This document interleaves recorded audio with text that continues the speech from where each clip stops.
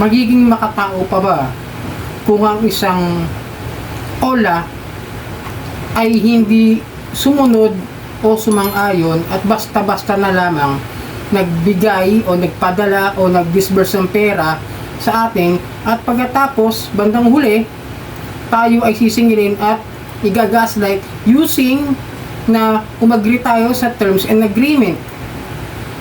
Alright, welcome back mga kadyani. Muli maglalambing lamang po ako sa inyo na paki-follow po ang aking mga social media account, ang Facebook, TikTok at itong aking YouTube channel. Paki-like na rin po, share, hit nyo yung notification bell para updated po kayo sa mga videos na ginagawa natin dito about sa usapang OLA. So yun nga no mga kadyani, pag-usapan natin itong mga paglabag na ginagawa ng mga OLA about sa mga terms and agreement o yung mga tinatawag ng mga terms and conditions na sasabihin bago ka maka-loan ay kailangan mag-agree ka muna, di ba? Ganun yung simulan yan eh.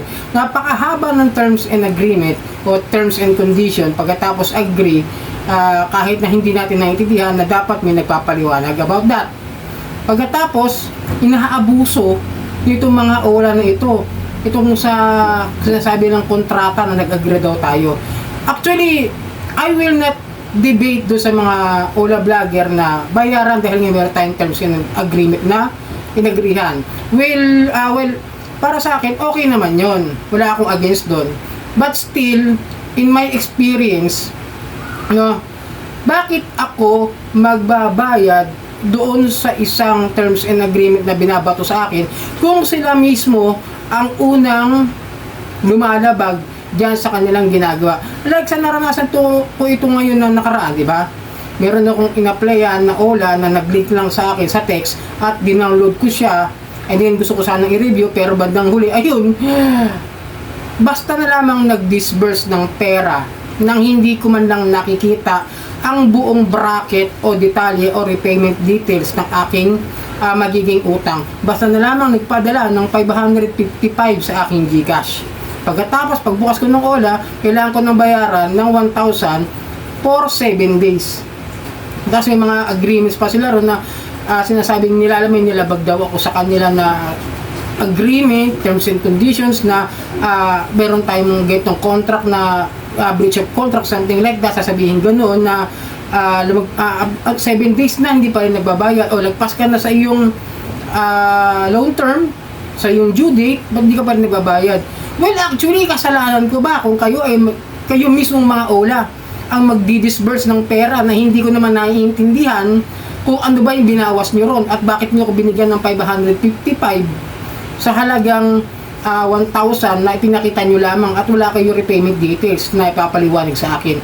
Well, for me, no, kung sakaling mangyayari yan, this is all my own opinion. Okay, bibigyan ko lang kayo ng ideya. Kapag kayo binigyan ng ganyan at babayaran nyo, kaya may ibabalik ninyo, tandaan nyo pag ibinalik nyo yung perang yan, yung kunwari, yung 500 na yan, disburse nyo, ibinalik nyo rin ng oras na yon, walang mangyayaring pagbabago dahil sisingilin nila kayo pagdating ng 7 days. Doon sa kulang na sinasabi nila na mayroong processing fee, kung ano-ano mga hidden charges na ibabato nila sa iyo na hindi mo naman naiintindihan doon pa lang sa simula ng pag-a-apply ng loan. Basta nag-disburse, yun na. Tama ba yun? Doon pa lang. Ilalaban ko na ng legalan, no? Babayaran ko pa ba? Tama ba bang bayaran kayo kung kayo mismo ang unang lumabag dyan sa terms and agreements natin? Oo, umaayon ako doon sa mga, kung makikita ko mismo, bago sila nag-disburse at ako'y sumang-ayon. Pwede. Pero yung tsaka ka lang i-agree sa una, tapos kukunin yung GCash account, tapos basta-basta magpapadala nang hindi mo naman naiintindihan ng repayment details, ikaw ba papayag ka na makuha mo lamang ikalahati? Pagkatapos mabayaran mo ng 7 days, 1,000 na agad, tapos meron pa siyang penalty once na mag-overdue nang hindi mo alam, ha? Para sa akin, magiging hindi na makatao yun. Para sa akin, paglabag na yun sa karapatan ko bilang isang borrower na dapat pinapaliwanag muna nila o kung ano man yung dapat nilang sabihin na papayag ba kayo kung ganyan lang makukuha ninyo. Para katulad sa ibang OLA, diba? Mas okay pa nga yung ibang OLA na bibigyan ka ng 3,500. Tapos, ang makukuha mo na lang is 2,100. Diba? Yung iba kasi 1,400, papayag ka ba? Siyempre, i-decline mo na. Kung ikaw ay mag-iisip ng for 7 days, mabayaran mo yun, yung 3.5 na yun, makukuha mo 2.1, pagkatapos babalik mo 3.5. Siguro kung pumayag ka at nakita mo yun, yun pwede. Pwede mo sabihin na pumayag ka, kayong dalawa, doon sa terms and agreement na pinakita sa'yo, at ikaw naman ay umuo. Baka ganon. Pero kung bigla-bigla kayong sa'yo papadala, yung pera na yun na hindi mo naman naintindihan, kung ano yung mga kinalta sa'yo, it's against that Truth in Lending Act. Kasi kailangan pinapaliwanag yan eh. Sa dami ba naman ng mga nautangan ko na rin, na hindi lang OLA, hindi lang yan mga ano na yan, siyempre mas okay na makita mo, yun dapat mong bayaran, yun dapat mong maging penalties just in case na magkaroon ka ng problema, overdue, something like that. Diba, mas malinaw, mas maganda, pero yung disburse agad, parang against, may policies na rin yun.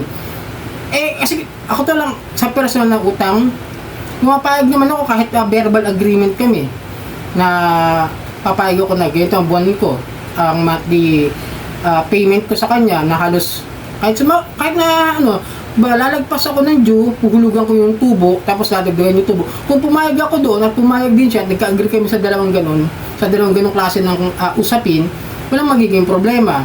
Pero kung makikiusap ka naman na pwede bang babaan mo na lang interest ko at pumayag din naman yung nagpautang, sa inyong dalawa lang yan. Pero kung katulad nun, na wala ka naiintindihan doon sa ginagawa ng OLA, na basta-basta papadala ng pera, tapos haharasin ka na lang, it's against the policy ng loan and agreement na sinasabi nilang sumasang-ayon kayo. Tandaan ninyo para sa akin, ibalik nyo after sundin natin yung SEC, yung memo. Okay ako, yun ang plano ko doon sa OLA na nagpadala sa akin ng 555. That's my plan na bayaran ko siya doon sa perang pinadala niya, 555, then the 15% interest per month. Pero per month yung gagawin ko, hindi yung 7 days. Kasi siya nga unang lumabag doon sa agreement, pagkatapos sasabihin sa akin na ako yung may nilabag, wala nga siya in-explain doon sa utang ko, kung magkano ibabawas niya, kung magkano processing fee, arroganting kausap naman na ito na may kapala desisyon. Di ba dapat it's between you and the lender? Kailangan malinaw ang usapan. Kung oo ka ba o hindi. Pag umuo ako, papayag, babayaran ko for 1 week. Hindi, nabigla ako. Basta buti pa nga yung quick line nung nakaraan At least pinakita na sa akin mga repayment details ko. Yun, binayaran ko.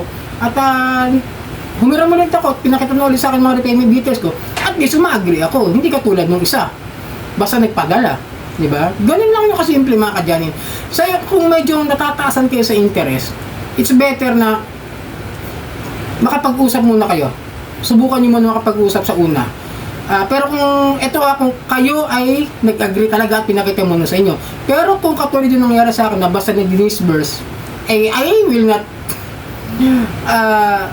make a conversation to them. Doon makikipag-usap basta-basta. Kasi nauna na yung harassments bago nila ako binigyan ng bago nila ako balak na kausapin ng maayos.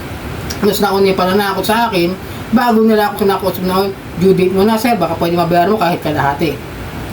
Nauna harassment bago yung gano'n. Ano kayo, may multiple personality? Una masama, pangalawa babait-baitan, di ba? Parang gano'n lang yung kasimple. Pero I will deal against with this OLA. No, utang is utang, katandaan niya. Babayaran ko pa rin yun kung ano may nakuha ko at susundin ko kung ano yung ibinigay ng SEC na 15% per month doon sa principal na nakuha ko. Yun ang gagawin ko para wala naman ako maging problema kung sakasakali may reklamo sa akin na hindi ako nagbabayad ng utang. Para may paliwanag ko rin sa inyo. No? So sana nakatulong ang video ito. Muli, maglalambing ako sa inyo na paki-follow po ang aking mga social media account ng Facebook, TikTok at itong aking YouTube channel. Maraming pong salamat at hanggang sa muli.